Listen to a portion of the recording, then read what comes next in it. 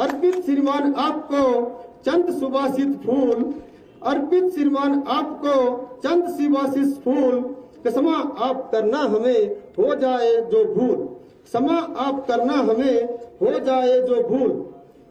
आप ही आप हैं, आप ही आप हैं चर्चा में हर ओर, आप ही आप हैं चर्चा में हर ओर, अनुपम यश है आपका कोई और न छोड़, अनुपम यश है आपका कोई और न छोड़।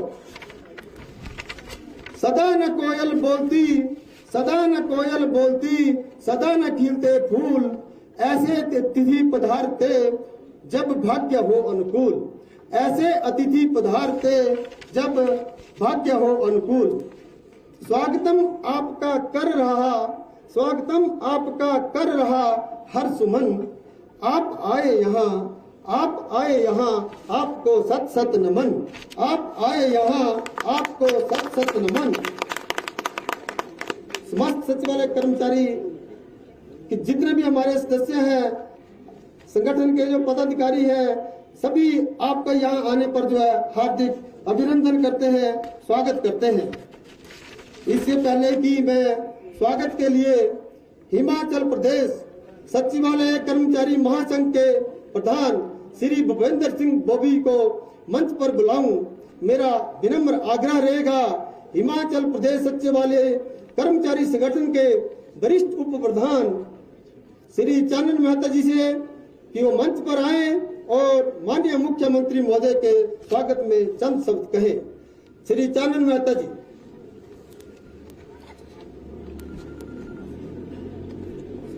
सभी को मेरा नमस्कार।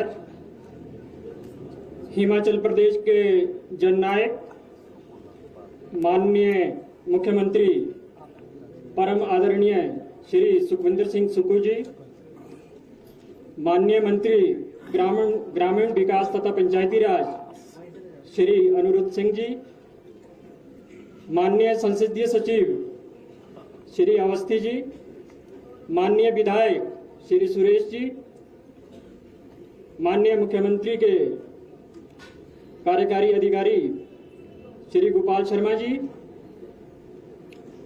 सचिवालय प्रशासन विभाग के संयुक्त सचिव श्री सुरजीत राठौर जी, अन्य अधिकारीगण, हिमाचल प्रदेश सचिवालय सेवाएं कर्मचारी महासंघ के प्रधान श्री भूपेंद्र बॉबी जी, सचिवालय के अन्य कर्मचारी संगठनों के सभी पदाधिकारीगण, यहाँ पर आए सभी पत्रकार बंधु तथा कर्मचारी साथियों, आज बहुत ही खुशी का दिन है। हिमाचल प्रदेश में आदरणीय श्री सुखविंदर सिंह सुक्खू जी के नेतृत्व में नई सरकार का गठन हुआ है। इसी उपलक्ष्य में सचिवालय के प्रांगण में आज माननीय मुख्यमंत्री के सम्मान में इस सम्मान सभा का आयोजन किया गया है। हम माननीय मुख्यमंत्री महोदय तथा उनके साथ आए सभी गणमान्य जनों का यहाँ आने पर हार्दिक अभिनंदन करते हैं, स्वागत करते हैं।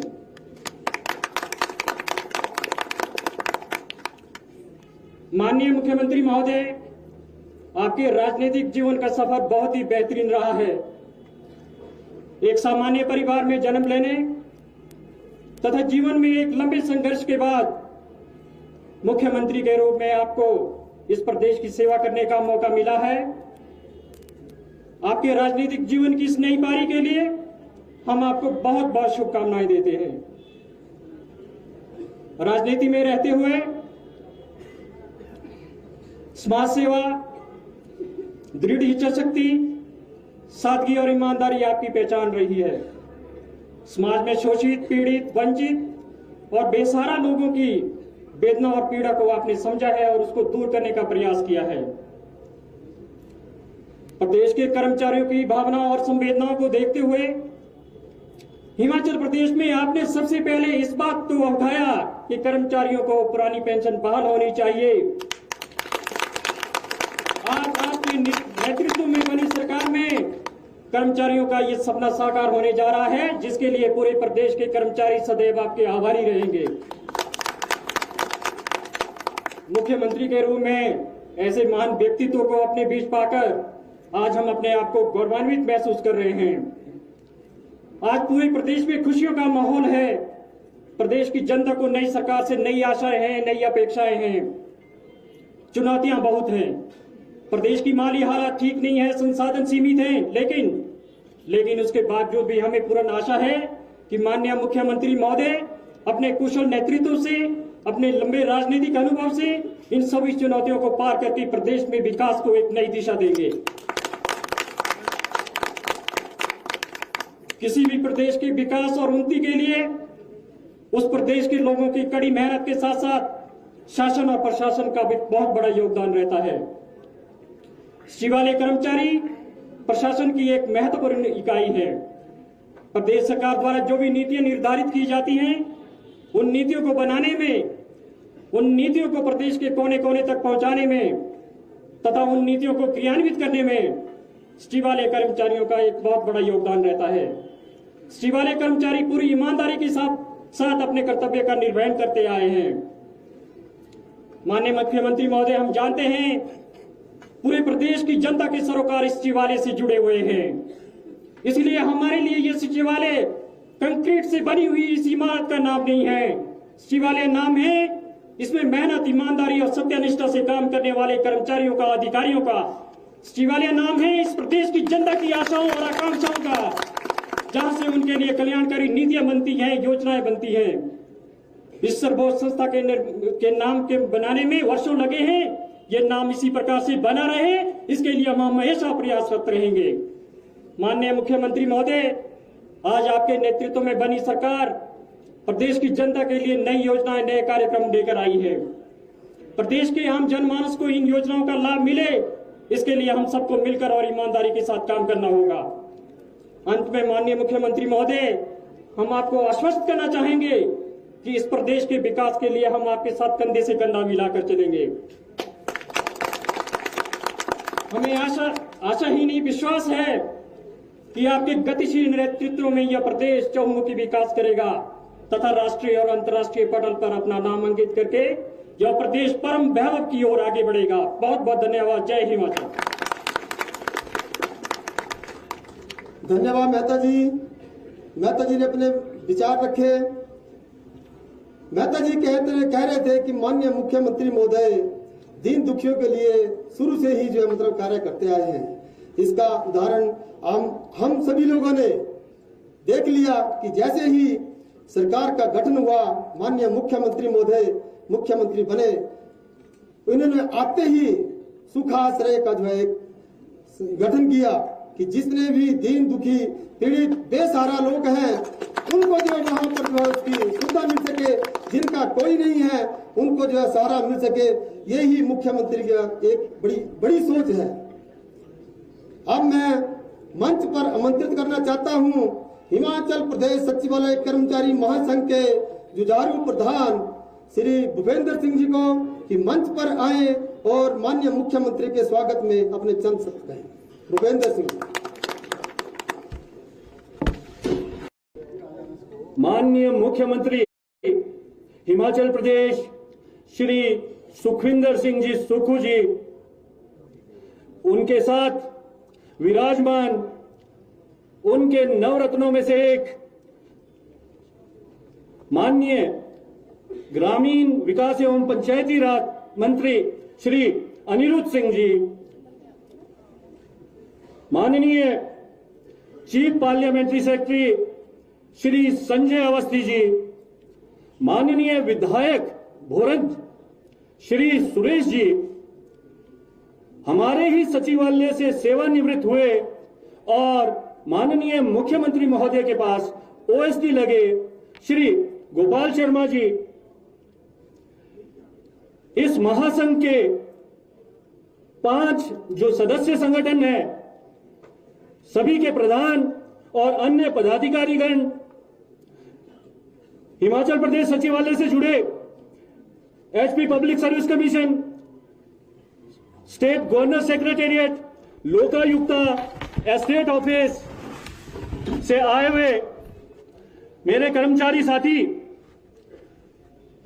प्रदेश सचिवालय में स्थित हमारे जो बैंक्स के मैनेजर्स, कर्मचारीगण, यहां पर उपस्थित पुलिस के हमारे अधिकारी एवं कर्मचारीगण, होमगार्ड के मेरे साथी और सचिवालय के मेरी महिला एवं पुरुष जो सहकर्मी, आप सभी की तरफ से माननीय मुख्यमंत्री महोदय का हम सचिवालय के इस प्रांगण में हार्दिक अभिनंदन करते हैं। संविधान के 3 स्तंभों में से एक, जैसा कि आपको विदित है, एक महत्वपूर्ण स्तंभ कार्यपालिका को कहा जाता है और कार्यपालिका के जो मुखिया होते हैं वो प्रदेश के मुख्यमंत्री होते हैं और प्रदेश के मुखिया माननीय मुख्यमंत्री के रूप में अपने मंत्रिमंडल के सहयोगियों के साथ और प्रदेश में विराजमान एडमिनिस्ट्रेटर, हमारे ब्यूरोक्रेट्स और अन्य सचिवालय स्तर के अधिकारी और कर्मचारियों के साथ इस कार्यपालिका की सर्वोच्च संस्था, जिसको कि हिमाचल प्रदेश सचिवालय का नाम दिया जाता है, वहां पर कार्य करते हैं। जैसा कि मेरे साथी भाई ने कहा कि महोदय, आप परम आदरणीय है, आप माननीय है, ये सारे शब्द किसी भी व्यक्ति के लिए उसके पद से जुड़े हुए हैं, परंतु सबसे बड़ी बात, आप उन कुछ गिने चुने लोगों में से एक हैं जो कि पूरे प्रदेश के सुखुबाई हैं। क्या है भाइयों? क्या है भाइयों? क्या है भाइयों? आपको जानकारी है, अपने जो हिंदुस्तान के इतिहास में कोई भी नेता, कोई भी हमारे राष्ट्र आंदोलन हुए हैं, उसमें जो हमारे स्वतंत्रता सेनानी रहे हैं, बहुत कम के साथ जो हमारी पारिवारिक जो रिश्ते हैं वो जुड़े हैं। आपको याद होगा या आपको आत्मसात है, बापू कहा जाता है, राष्ट्रपिता कहा जाता है, तो एकदम से एक चेहरा सामने आ जाता है श्री महात्मा गांधी जी का। चाचा कहा जाता है, चाचा नेहरू कहा जाता है, एकदम से आपके जहन में एक व्यक्तित्व का जो चेहरा और नाम याद आ जाता है, पंडित जवाहरलाल नेहरू। छोटा मुंह बड़ी बात रहेगी भूपेंद्र सिंह बॉबी के मुंह से और सचिवालय की इस प्राचीर से, वह दिन दूर नहीं है। आज तो आप राज्यभाई हैं, परंतु जैसा आगाज आपने किया है, आप निसंदेह राष्ट्रभाई के रूप में जाने जाएंगे। आपने जो कहावतें हैं, किसी टाइम सुनते थे, किसी शायर या शेर को सुनते थे, कोई गजलें सुनते थे, कोई कहावतें, कोई लोकोक्तियां सुनी जाती थी, आपने उनको महोदय सार्थक किया है। हमें लगता था कि नहीं, किसी को आह्वान, किसी को थोड़ा प्रोत्साहित करने के लिए ये चीजें बोली जाती हैं, परंतु आपको देखकर लगता है कि ये जो शब्द जो है, ये आप जैसे चंद लोगों के लिए कहे गए हैं। सुना था कि कौन कहता है आसमां में सुराख नहीं हो सकता, कौन कहता है कि आसमां में सुराख नहीं हो सकता, एक पत्थर तो तबीयत से उछालो यारो। और माननीय सुखविंदर जी सुखू, इन्होंने 1984 में अपने राजनीतिक स्टूडेंट जो राजनीति है उसकी शुरुआत की थी। और बड़े ही अचंभित होने वाला विषय है जिस सचिवालय में ये सचिवालय के मुखिया बन के आए हैं, इसी छोटा शिमला के आसपास गवर्नमेंट सीनियर सेकेंडरी स्कूल छोटा शिमला होता था, ये उसके स्टूडेंट रहे हैं। यही संजौली में गवर्नमेंट आजकल सेंटर ऑफ एक्सीलेंस संजौली है, ये वहां पर भी स्टूडेंट रहे हैं। और इसी शिमला में समर हिल में इन्होंने जो मेन एनएसयूआई, वैसे तो एनएसयूआई की शुरुआत संजौली कॉलेज के दिनों में से ही शुरू हो गई थी, परंतु जो इन्होंने उसको निखारा और उसको आगे जो अपना बेस बनाया वो हिमाचल प्रदेश विश्वविद्यालय से शुरू हुआ। और ये वो व्यक्ति हैं जो इसी जो 8 किलोमीटर के विसिनिटी में अपने विभिन्न स्तरों, विभिन्न संगठनों में अपने लीडरशिप की प्रतिभा को फैलाते हुए आज इसी प्रदेश सचिवालय में एक मुखिया के रूप में आए हैं। हम गौरव से अभिभूत हैं इस विषय के लिए। महोदय, आपके चेहरे पे ये जो मुस्कान है, आपके चेहरे की ये जो मुस्कान है, वही तो हमारे दिलों की जान है। और आप ही हमारे इस राज्य की शान। जो दिल का हो खूबसूरत, जो दिल का हो खूबसूरत, खुदा ने ऐसे लोग कम बनाए हैं। जो दिल का हो खूबसूरत, खुदा ने ऐसे लोग कम बनाए हैं। जिसे ऐसा बनाया है वही हमारे इस वेलकम सभा में आए हैं। महोदय, पूरी प्रदेश की जनता या पूरे कर्मचारी साथी जानते हैं कि आपने इनके दुखों को, इनके जड़ों को, इनकी समस्याओं के जड़ को छुआ है। और जो सबसे बड़ी समस्या की जड़ थी 2003 के बाद ओपीएस की जड़ थी, आपने कर्मचारी के उस जड़ को छुआ है। और आपने जो जड़ों में जो कीड़े पड़े थे, आपने उनको भी उखाड़ के फेंका है। जैसे ही आप आए थे, आपने कमीशन को सस्पेंड किया, तो आप जड़ों को मजबूत करना भी जानते हैं। आप जड़ों में जो कीड़े लगे हैं उनको भी उखाड़ फेंकना जानते हैं। ये आपकी बहुत बड़ी बात है। कर्मचारियों के प्रति सहानुभूति, लोग पढ़कर कर्मचारियों के प्रति अपनी सहानुभूति जताते हैं। माननीय मुख्यमंत्री महोदय,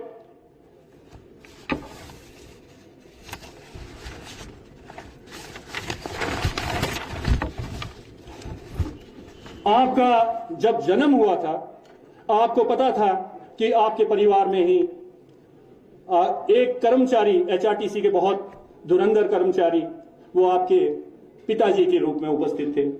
आपने बाल्यकाल से ही कर्मचारियों की आपने फैसिलिटीज भी देखी और आपने मुसीबतें भी देखी। और आपने ये देखा कि दूर के डोल सही में सुहावने होते हैं।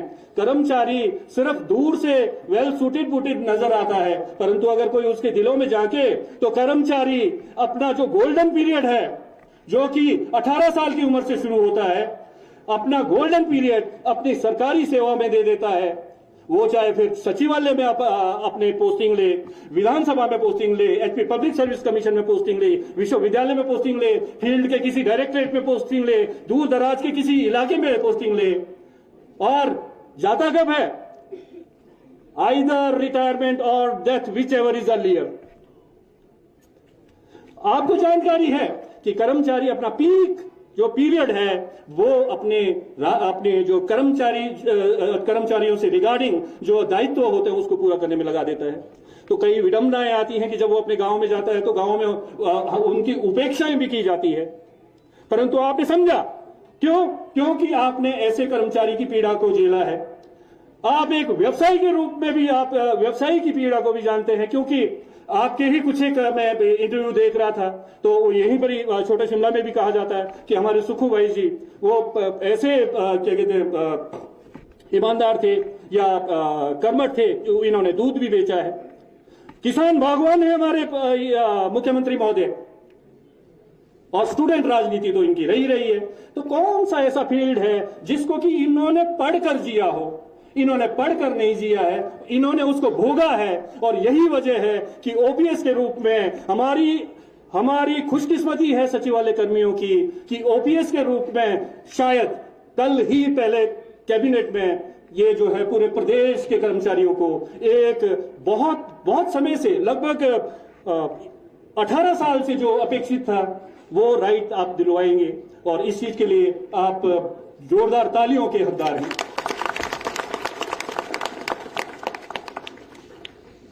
कई बार एक प्रधान के रूप में महोदय, एक प्रधान के रूप में प्रधान होना भी गौरवान्वित करता है। आप लोगों को बहुत कम को जानकारी होगी कि सुखूबाई के अलावा अगर हमारे माननीय मुख्यमंत्री महोदय को इनके जो निकटतम जो सहयोगी है वो प्रधान जी नाम से भी बुलाते हैं। तो थोड़े दिल के लिए ही सही, थोड़े टाइम के लिए ही सही, एक तसल्ली होती है कि प्रधान पद जो है हमारे साथ भी जुड़ा है। और ये गुडविल जो है आपकी, उसकी अगर हम किंचित मात्र और आपका जो कैलिबर है उसका रत्ती भर भी हम उसको फॉलो कर लें तो हम अपने आप को धन्य मानेंगे।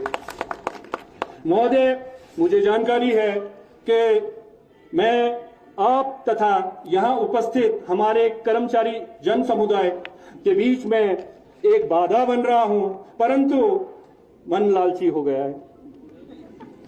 महोदय, ब्रॉकहस्ट में रहता हूं मैं, और मुझे जब बताया गया था कि बॉबी आप टाइप 3 ब्रॉकहस्ट में जिस फ्लोर में रहते हैं उससे नीचे हमारे माननीय मुख्यमंत्री महोदय सेट नंबर 24 टाइप 2 ब्रॉकहस्ट में रहा करते थे। 26 और ये ऋतुराज जी हैं यहाँ पर, इनके पड़ोसी रहे हुए हैं। तो इससे मुझे किस बात की जानकारी मिली? आज तक सोचता था भूपेंद्र सिंह बॉबी हिमाचल में शिमला डिस्ट्रिक्ट के रोडू कंस्टिट्यूएंसी का एक सुदूर ग्राम पंचायत का एक लड़के के रूप में आया था, और पता नहीं कैसे प्रधान बन गया, क्योंकि यहाँ पर तो बहुत धुरंधर मेरे सहयोगी कर्मचारी अधिकारी साथी हैं। तो अब मुझे इस बात का जवाब मिला है कि जिस कॉलोनी से एक आम आदमी चीफ मिनिस्टर बन सकता है, तो कम से कम प्रधान और चेयरमैन तो हिमाचल प्रदेश सचिवालय का बन नहीं सकता था। महोदय, बहुत ज्यादा नहीं कहूंगा, परंतु आपको इतना जरूर बताऊंगा कि पीक मोमेंट्स में सचिवालय कर्मी एक अनसंग हीरो रहता है। कोविड-19 अपने पीक पे था। 24 मार्च 2020 को संपूर्ण लॉकडाउन लग गया था। हमारे जो मीडिया के बंधुवर, ये कोरोना वॉरियर्स थे, through out state, through out country थे। हमारे पुलिस के जवान, ये तो मल्टीपर्पज वर्कर के रूप में इन्होंने काम किया। मेडिकल के हमारे जो हैं उन्होंने मल्टीपर्पज के रूप में काम किया, और हमारे सफाई कर्मचारी हैं, बल्कि हमारे जो बैंकिंग क्षेत्र के हैं, इन्होंने भी ये कोरोना वॉरियर्स के रूप में काम किया। परंतु ये जो अनसंग हीरो है, ये जो अनसंग जो हीरो सचिवालय के हैं, हमारी तारीफ कभी नहीं हुई और ना ही हम चाहते हैं। आपकी जानकारी में हम लाए कि उस टाइम जो स्टेट लेवल का डिजास्टर मैनेजमेंट सेल मैनेज अगर कहीं से हो रहा था तो प्रदेश के सचिवालय से हो रहा था, और प्रदेश सचिवालय से ही जो हमारे यहाँ पर जो कर्मचारी 2-2.5 हजार कर्मचारी है, हर दिन 150 कर्मचारी रोटेशन बेसिस पे उस पीक कोविड में भी राउंड द क्लॉक जो है अपनी सेवाएं दे रहे थे। तो ये हम जो सेक्रेटेरिएट अधिकारी और कर्मचारी है, ये हमारी एक बात रहती है कि हम परफॉर्म करते हैं, परंतु वापसी में किसी कुछ आस नहीं रखते हैं। हमारी तो हमेशा से ही एक इच्छा रही है और इच्छा शक्ति रही है कि कभी भी प्रदेश सचिवालय का नाम, प्रदेश सचिवालय के कर्मचारियों का नाम, प्रदेश के अलग अलग डिपार्टमेंट के कर्मचारियों का नाम हमेशा ईमानदारी के लिए जाना जाए, हमेशा सत्यनिष्ठा के लिए जाना जाए, और हमेशा अपने कर्तव्य के पालन के लिए जाना जाए। मैं एक बार पुनः आप और माननीय मुख्यमंत्री के बीच में ज्यादा दीवार नहीं बनूंगा। एक बार पुनः मैं आपका हार्दिक अभिनंदन करता हूं, और समस्त सचिवालय स्टाफ की तरफ से ये आपको आश्वस्त करना चाहता हूं कि जैसा परफॉर्मेंस आज तक हमारा रहा है, right from the getting the statehoodness of this state, आगे भी आपके रहनुमाई में हम दिन दुगनी रात चौगनी उनती करेंगे और राउंड द क्लॉक अपना परफॉर्मेंस देंगे। जय हिंद, जय हिमाचल।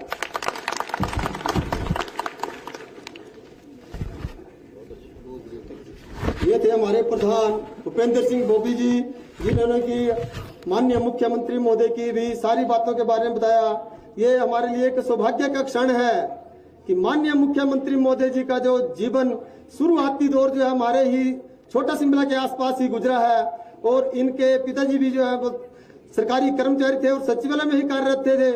तो हमारे को पूर्ण उम्मीद ही नहीं, विश्वास है कि जो कर्मचारियों की जो भी मांगे होंगी वो बिन मांगे ही मानी जाएंगी। मेरा अपना ये विश्वास है। महक उठा ये घर आंगन, महक उठा ये घर आंगन, जब से आप पधारे हैं, जब से आप पधारे हैं, ऐसा एहसास होता है, ऐसा एहसास होता है, जन्मों से आप हमारे हैं, जन्मों से आप हमारे हैं।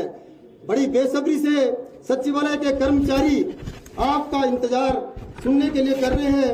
मैं विनम्र निवेदन करूंगा माननीय मुख्यमंत्री महोदय से कि वो मंच पर आए और सचिवालय के कर्मचारी साथियों को अपना आशीर्वाद दें। माननीय मुख्यमंत्री महोदय।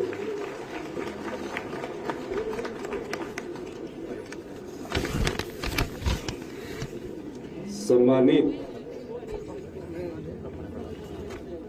हमारे साथ बैठे ग्रामीण विकास मंत्री अनुरुद्ध सिंह जी, सम्मानित हमारे मुख्य संसदीय सचिव संजय अवस्थी जी, भोरन से हमारे विधायक सुरेश कुमार जी, सम्मानित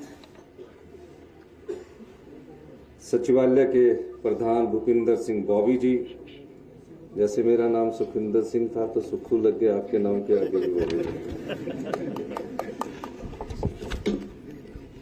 चानन मेहता जी, महेश कुमार जी, गोपाल जी, प्रहलाद जी, चमन जी, रविंदर सिंह मियाँ जी, सभी सम्मानित सचिवालय के मेरे परिवार के सदस्य,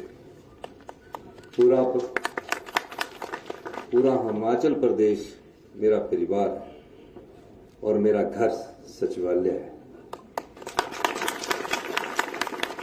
मैं जब आपकी बात सुन रहा था तो बहुत अच्छे वक्ता थे। गीता जी खड़ी है, मधु जी खड़े हैं, ललित जी खड़े हैं, उमेश सिंघा, पीछे भी हमारे काफी लोग खड़े हैं। ये मेरा बचपन जानते हैं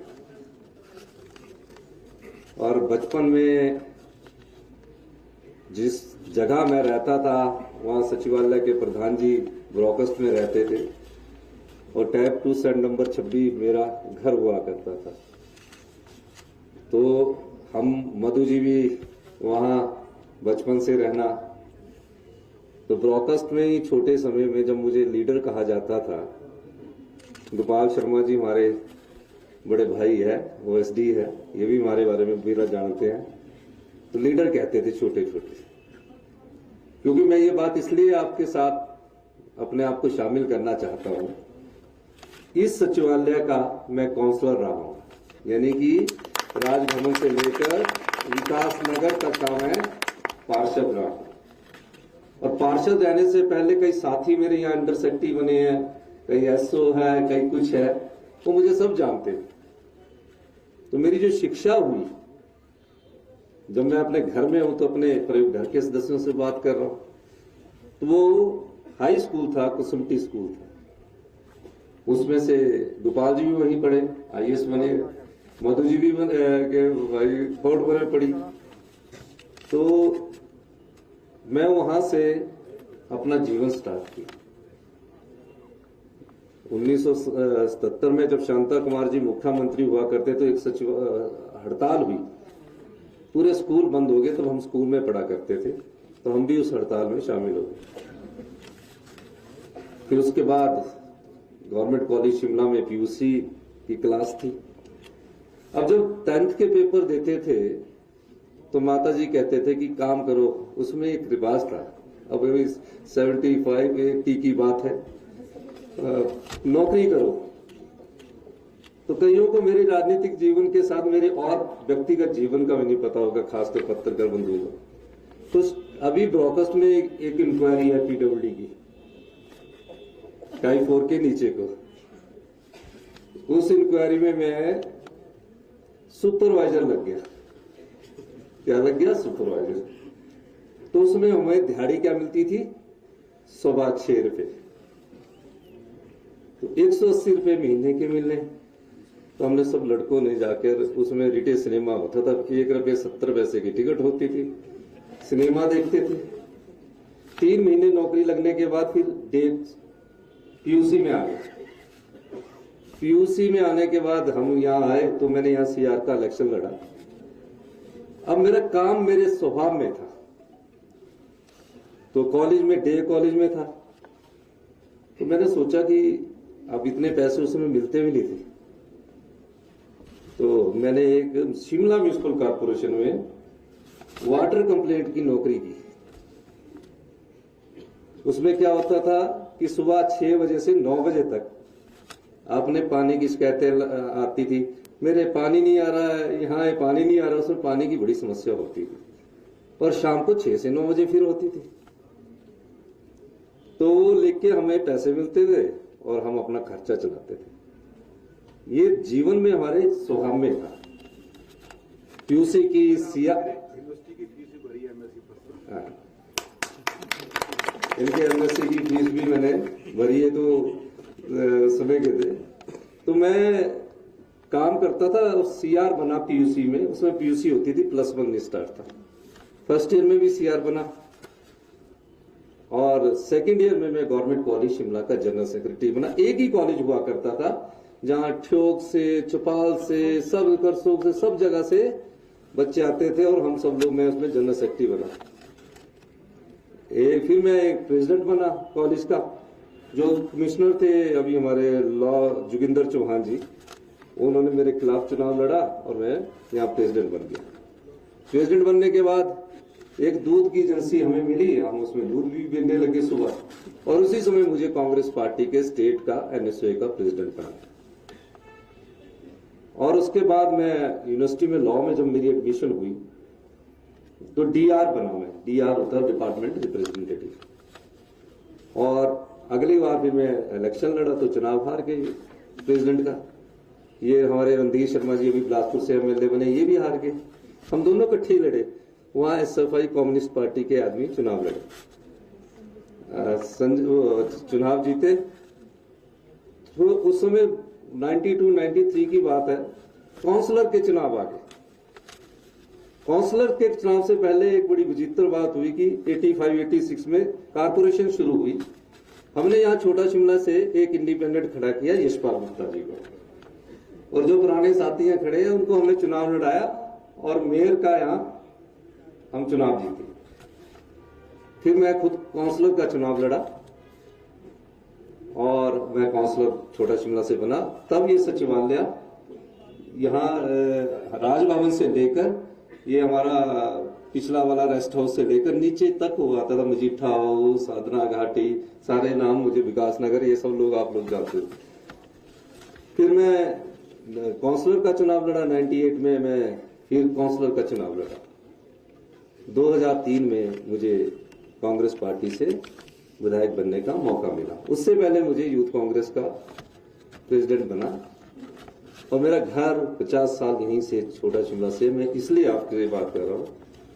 तो सचिवालय मेरे घर की तरह है, सचिवालय में करने वाले कर्मचारी भी मेरे घर की तरह। मैं अपने जीवन काल के जिस भी मोड़ पर रहा, उसमें ऐसा होता था कि नौकरी की बड़ी बात होती थी। हमारी माता जी भी कहती थी नौकरी लग जाओ फटाफट, आप फटाफट अपनी नौकरी का इंतजाम कर दो, आपकी सरकार है। होता ना कि घर में नौकरी, मेरी बहन नौकरी सरकारी लगी, वो भी मेरा सब बड़े भाई एयरफोर्स में चले गए, तो मैं बेला रह गया। तो बोलते इसने कुछ नहीं करना है, माँ बाप को बोलते इसने कुछ नहीं करना है। तो काउंसलर बन के भी कुछ नहीं होता है। और जब मैं एमएलए बन गया तो मेरे उसके बाद मेरे पिताजी का देहांत हो गया। हम युवा कांग्रेस के अध्यक्ष थे, एनएसयूआई का अध्यक्ष स्टेट का, फिर 10 साल में युवा कांग्रेस का अध्यक्ष रहा, फिर 10 साल में एमएलए रहा। जब मैं एमएलए नहीं रहा तो इस कांग्रेस पार्टी ने मुझे कांग्रेस पार्टी का प्रदेश का अध्यक्ष बनने का मौका दिया और मैं प्रदेश का अध्यक्ष बना। 2017 में मैं एमएलए बना और 40 साल बाद मुझे इस चुनावों में वीरभद्र सिंह जी के देहांत के बाद 40 साल तक वो कैंपेन कमेटी के चेयरमैन थे और मुझे ये मौका मिला और मैं एक आम परिवार से उठकर आज आपके बीच में एक मुख्यमंत्री के तौर पर ये बात मैं क्यों कह रहा हूं? यानी कि मन में अगर आपके भाव हो, दृढ़ संकल्प हो और लक्ष्य की प्राप्ति का उद्देश्य प्राप्त करना। मैं कभी मंत्री नहीं रहा जिंदगी में, और 10 साल में काउंसलर रहा, उसमें बड़ी कमेटियां बनती थी, मैं कभी कमेटियों का सदस्य भी नहीं बनता था। उस समय भी मैं बोलता था मैंने नहीं बनना, बनाते थे मुझे, मैं नहीं रहा। पर मेरे मन में एक निश्चय था, स्वभाव में काम था, सेवा मेरे दिल में थी। तब हमको तो जब हमारा समय था तो लड़कियां बेचारी केली नहीं जाती थी, उनके साथ भेजा जाता था, एक लड़का जाए उनको ऊपर तक छोड़ाए। उस समय का समय बता रहा हूं ये। तो हमने निश्चय किया कि हमने राजनीतिक जीवन को अपनाना है। राजनीतिक जीवन का मकसद क्या था? पैसा कमाना नहीं था, सेवा भाव थी। और आज मैं दावे के साथ कह सकता हूं, मैंने कहा है कि हम सत्ता के लिए नहीं आए हैं, हम व्यवस्था परिवर्तन में आए। उसमें आप लोगों का साथ चाहिए। हमारी पहुंच आम आदमी तक पहुंचे, हमारी पहुंच गरीब की आवाज को सुने, ये हमारी ताकत आपके माध्यम से होगी। 3 महीने के बाद जो बजट आएगा, आप पाएंगे कि ये परिवर्तन का दौर चल रहा है। इस परिवर्तन के दौर में समाज के जो वंचित वर्ग है वो हमारी सरकार की प्राथमिकता है। मुख्यमंत्री बनने के बाद मैं अपने घर सचिवालय में नहीं आया। मैं कहां गया? मैं उन 6000 बच्चों को, जिनके मां नहीं है, बाप नहीं है, किस प्रकार की जिंदगी जीते, मैं उन्हें देखने गया। क्या पाया? उनसे सीखा कि वो किस प्रकार का जीवन यापन करते हैं। एक बेड के ऊपर दूसरा बेड, तीसरा बेड। उन्होंने बोला नहीं, लेकिन उनके भाव को सीखा। मैंने आके चीफ सेक्रेटरी साहब से बात की। बड़े भारी नियम, बड़े भारी कागज, कि ये कागज, वो कागज, ये कागज। मुझे बड़ा दुख हुआ। मकसद उद्देश्य सेवा करने का, हमने सब कागज किए। और मैं सोशल वेलफेयर के अधिकारी, चाहे वो सुधा मैडम है या वो जो सोशल वेलफेयर के और अधिकारी थे, उनका साथ लिया, एक योजना बनाई। 2 साल में उनके जो रहने वाले घर होंगे, जैसे चीफ मिनिस्टर का ऑफिस होगा वैसे उनके कमरे होंगे। सरकार ही उनकी माता है, सरकार ही उनका पिता है। फिर बजट की बात आई, हम ऐसा करते, हम वैसा करते। हमने कहा कुछ नहीं करना, आप 100 करोड़ रुपया इस कोष में रखिए। ये उन अनाथ बच्चे और एकल नारी और जो अपंग बच्चे, उनके लिए 100 करोड़ रुपए का, 101 करोड़ रुपए का सुख सहायता कोष बनाया, आश्रय कोष। उसमें क्या फैसिलिटीज है? वो किसी भी स्कूल में जिस तरह अपना बच्चा पढ़ता है उस प्रकार की सुविधाएं हैं। और जब वो सर्दियों में एलटीसी में आप घूमने जाते हैं, उनको हमने तय कर दिया है कि उनको 3 स्टार में जाएंगे। जिस प्रकार अपने बच्चे को ट्रेन में 2nd क्लास में जाते हैं, बाई एयर जाएंगे, और हर साल 15 दिन वो अपने सुख के साथ वहां जाएंगे और उनके साथ जाएंगे। और मुझे खुशी है कि जहां सरकार के पैसे की बात नहीं है, और लोग भी उसमें दान कर रहे हैं। मैंने अपनी पहली पे और सभी विधायकों को कहा कि 1-1 लाख रुपया अपनी पहली पे का इस पुण्य कार्य में करें। ये क्यों कह रहा हूं मैं? ये मैं इसलिए कह रहा हूं, उनको ये महसूस ना हो, हम भी तो अपने बच्चे पालते हैं, तो अपने बच्चों के बाद हम उनका कैसे ख्याल रखते हैं उस ढंग से। वो इंजीनियरिंग करना चाहेंगे, IIT में जाना चाहेंगे, MBBS के डॉक्टर बनेंगे, ट्यूशन बनेंगे, सब सरकार देगी। क्योंकि हम चाहते हैं कि उनको ये महसूस ना हो कि उनका इस जीवन में कोई नहीं है, सरकार है। ये हमारा दृष्टिकोण है। आने वाले समय में ऐसी महिलाएं जो समाज में पिछड़ चुकी है, जो विधवा हो चुकी है, जो अपना जीवन यापन भी बड़ी मुश्किल से करते हैं, उनके लिए भी हम योजनाएं लेके आ रहे हैं। समाज का कौन सा वर्ग वंचित है, पहले उस दृष्टिकोण से हम आगे बढ़ रहे हैं और उनके लिए योजनाएं हम बजट में लेके आएंगे। बजट का मैं खुलासा नहीं कर सकता, वो सचिवालय वालों को सब पता होता है, क्योंकि आपके सब अंडर सेक्रेटरी और डिप्टी सेक्रेटरी है। इसलिए हम हमारी सहजता और हमारे संवेदनशीलता उस समाज के उन वर्गों के लिए है जो गांव में रहते हैं। गांव की आर्थिक की स्थिति कैसे मजबूत हो, 90% से लेकर लोग हम गांव में रहने वाले लोग हैं। शिमला हमारा दूसरा घर है, धर्मशाला हमारा दूसरा घर होता है, पर हम गांव में जरूर रहते हैं, गांव की जड़ों से जरूर जुड़े होते हैं। गांव में हम खेती बाड़ी भी करते हैं, पशुपालन भी करते हैं। इस दृष्टिकोण से भी हम चाहते हैं कि गांव की आर्थिक व्यवस्था को कैसे मजबूत किया जाए, इस दृष्टिकोण से भी हमारी सरकार काम कर रही है। जब ग्रामीण अर्थव्यवस्था बढ़ेगी तो हमारे साधन बढ़ेंगे।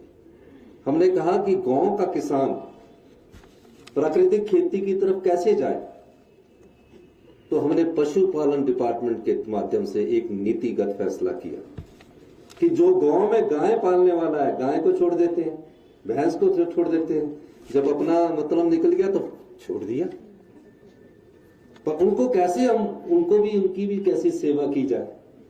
हमने एक योजना लेके आ रहे हैं जो आने वाले समय में आपको प्रत्येक गांव का जो पशुपालक होगा, हम गाय का दूध,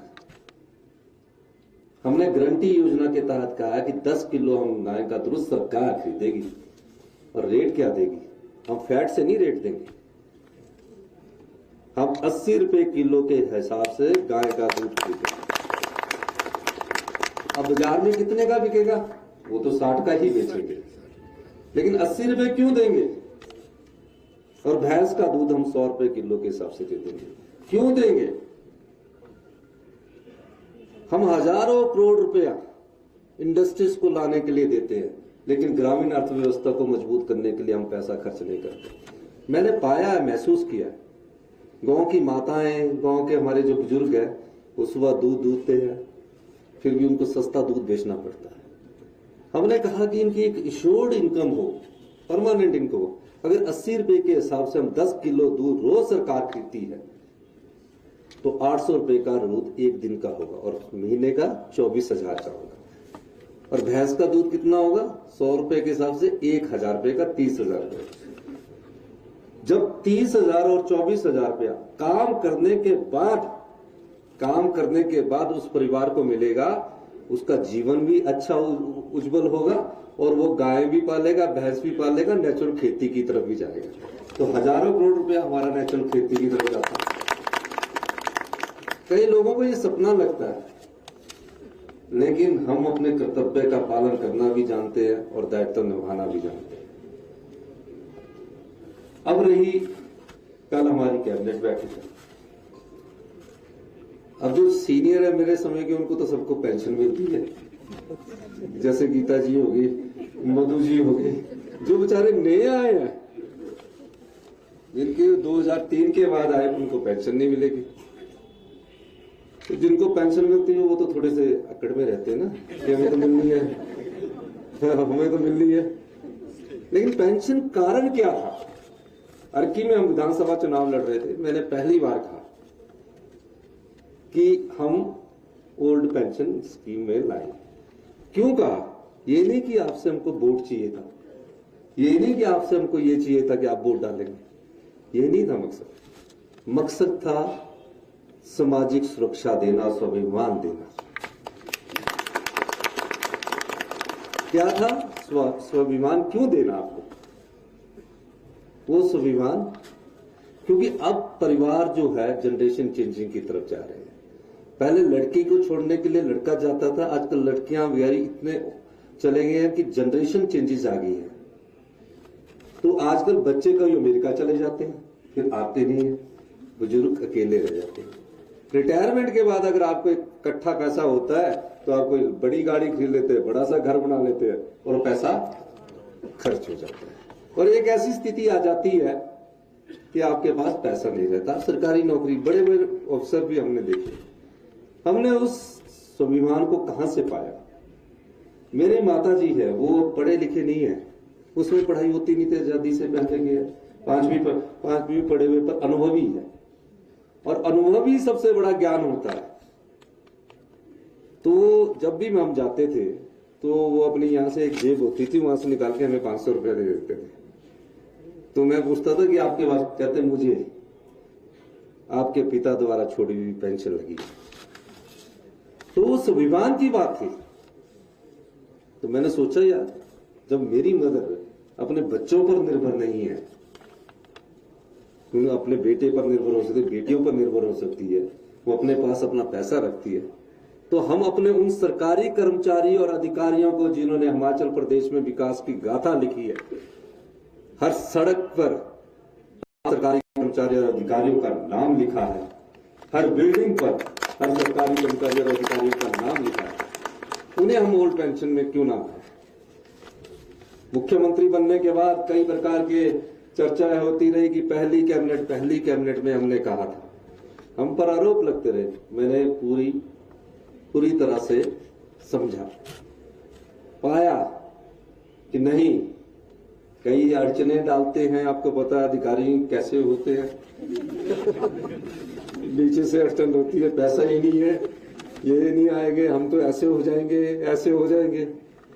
तो हमने भी तो पढ़ाई की है, अनुभव किया है, तो हमने भी अपना फार्मूला दिया, और अंत में उस फार्मूले में हमें सफलता मिली। जो फाइनेंस सेक्रेटरी होते हैं, उनका दायित्व होता है कि पैसा कैसे करें। इतना कर्जा ले लिया आपने 75,000 करोड़ का, सरकारी कर्मचारियों के आपके 5,000 करोड़ के एरिया तक नहीं दिए। हमारी कहीं ना कहीं अव्यवस्था है, इसलिए व्यवस्था परिवर्तन करती है। तो उस दृष्टि से कि ये हम इनको मॉनिटरिंग बेनिफिट नहीं दे रहे, आपको स्वाभिमान दे रहे हैं, आपकी सामाजिक सुरक्षा दे रहे हैं, इस दृष्टिकोण से कल हम कैबिनेट में ये बड़ा फैसला करने जा रहे हैं। जब अधिकारियों ने कहा कि 8,000 करोड़ केंद्र सरकार के पास फंसा है, आप कैसे करोगे? मैंने कहा कि आप आगे 8,000 जाने दीजिए, आप आगे का रोकिए, पिछला रोक दीजिए। कहा कि फिर हमें साधन बनाने पड़ेंगे। मैं फैसला नहीं करना चाहता था, लेकिन अपने सरकारी कर्मचारी और अधिकारियों को पेंशन देने के लिए जो भारतीय जनता पार्टी ने, मैं बोलना नहीं चाहता, 900 संस्थान खोले, अगर हम वो खोल देते पूरा प्रदेश की व्यवस्था चरमरा जाती। 900 संस्थान, ऐसे शिक्षा संस्थान नहीं है, सीएससी खोल दी, आपके एक्शन के ऑफिस खोल दिए, उनको चलाने के लिए ही 5,000 करोड़ की जरूरत होती। मैंने बैट भी इन्होंने कम किया, फिर भी जनता ने उन्हें द्वारा वापस नहीं लाया। इसका मतलब है कि हिमाचल की जनता और हिमाचल की मतदाता बहुत जागरूक है, पढ़ा लिखा है। हमने फैसला किया कि हम 3 रुपए, हमने पता किया उत्तराखंड, जम्मू कश्मीर, पंजाब, हरियाणा में डीजल महंगा है और हिमाचल में बहुत सस्ता है। हमने 3 रुपए डीजल के बढ़ाने का फैसला किया। और एकदम आप लोगों से ये मैं कहना चाहता हूं कि कल से आपके पेंशन के ओल्ड पेंशन के पैसों का भी इंतजाम हमने कर दिया। अब जो रिटायर होगा उसको पेंशन मिलेगी, और क्या मॉडलिटीज होनी है वो आप लोगों के साथ बैठ के सबको मिलेगी। और जो एरियर है उसके लिए अभी आपका समय लगेगा, तो अभी मैं मानता हूं, लेकिन आप सब चीज जानते हैं, मुझसे ज्यादा जानते हैं, लेकिन मैं आपको वादा करता हूं, आपने हमें 5 साल का मौका दिया, हम ऐसी व्यवस्था लाएंगे कि 3-4 साल में आप सब अपने आप को खुशी महसूस करेंगे। हम अपने लिए नहीं है, हम अपने साधन बढ़ाने के लिए नहीं आए हैं, हम सेवा की राजनीति में विश्वास करते हैं। कड़े फैसले भी होंगे, कर्तव्य का पालन भी होगा, दायित्व भी निभाया जाएगा, और आपसे मदद भी मांगी जाएगी। इसलिए सचिवालय मेरा घर है, पूरा प्रदेश मेरा परिवार है। तो घर वाले जो लोग हैं वो हमें अच्छी इनपुट देंगे तो मेरा मानना है कि हम हिमाचल प्रदेश की अच्छी सेवा करेंगे। एक बात और कहना चाहता हूं, अभी हिमाचल 75,000 करोड़ के कर्ज में, 10 साल बाद हिमाचल प्रदेश हिंदुस्तान का सबसे मजबूत प्रदेश है। ऐसी नीतियां हम लेके आ रहे हैं। कोई आलोचना करे, हम ये सोचकर कार्य नहीं कर रहे हैं कि हमने राजनीति को अपना सेवा का माध्यम न मानकर और दूसरा माध्यम मानना है। हम ये सोचकर कार्य कर रहे हैं कि हिमाचल के 77 लाख लोगों की हर एक परिवार में जो बच्चा है उसकी भी कैसी सेवा की जाए और परिवार में सबको सुरक्षा का भाव हो। हिमाचल प्रदेश बहुत सुंदर प्रदेश है, बहुत सुंदर प्रदेश है। मैंने कई जगह गया हूं, कई यात्राएं की है, विदेश यात्राएं की है। मुझे संगठन के अध्यक्ष के तौर पर बड़ी बड़ी जगह जाने का मौका मिला और जब भी मैं हिमाचल प्रदेश में आता हूं तो मैं सोचता हूं कि हमें अच्छी सुविधाएं मिलनी चाहिए। हम गुड गवर्नमेंट के लिए गुड गवर्नेंस करना चाहते हैं, अच्छे शासन के लिए अच्छे प्रशासन करना चाहते हैं। हम ईमानदार शासन और जानदार प्रशासन चाहते हैं। इस दृष्टि से हमने एनएचए वालों से पूछा, शिमला मटोर में छोटी छोटी चीजों से आपके काम रुके, छोटे छोटे 3-3 साल से। अगर हम इन रोडों को ही कम, शिमला से धर्मशाला ही हम डिस्टेंस शॉर्टर कर जाए तो आपका 500-700 रुपए का तो पेट्रोल ही बच जाएगा। ये छोटी छोटी जो कार्य आर्थिक का प्रणाली पिछली 5 साल में रही है उसको थोड़ा तीव्र गति प्रदान करने की जरूरत है, जिसमें आप लोगों का साथ चाहिए। हम फैसले लेंगे, अमेरिका जा रहे हैं, यहां जा रहे हैं, वो सब लोग यहाँ के पड़े।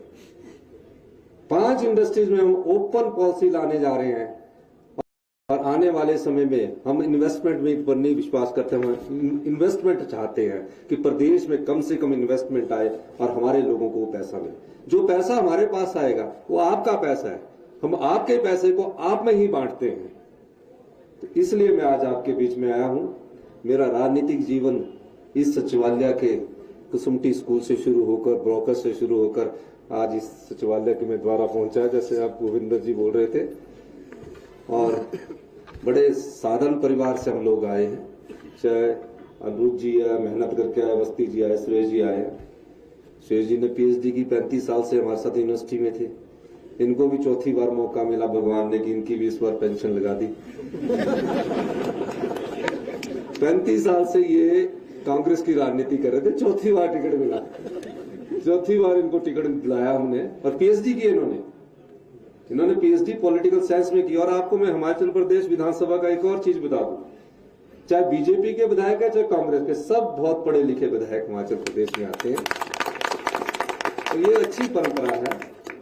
आप लोग काफी देर से इंतजार कर रहे थे, मैं थोड़ा लेट हुआ, उसके लिए माफी चाहता हूं। आप सचिवालय का कोई भी अधिकारी सीधा मिल सकता है, किसी को कोई परेशानी, अपने गांव की समस्या से भी संबंधित सीधा मिल सकता है। आने की जरूरत नहीं है, थोड़ा समय लगेगा, मिल लेना, पर कार्य हो जाएगा आपका। किसी भी प्रकार से आना।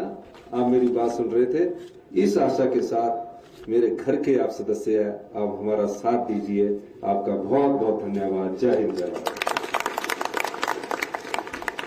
धन्यवाद माननीय मुख्यमंत्री महोदय।